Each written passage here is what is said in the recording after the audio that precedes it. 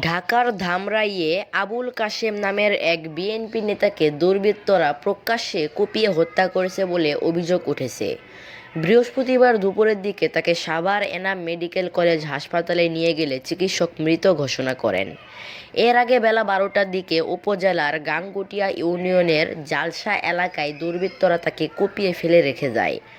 আবুল কাশেম জালসা এলাকার মৃত রইজ উদ্দিন মাস্টারের ছেলে ও ইউনিয়ন বিএনপির সিনিয়র সহসভাপতি ছিলেন।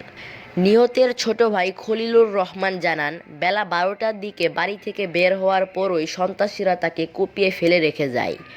স্থানীয়রা জানান, পূর্ব বিরোধের জের ধরে তাকে হত্যা করা হতে পারে।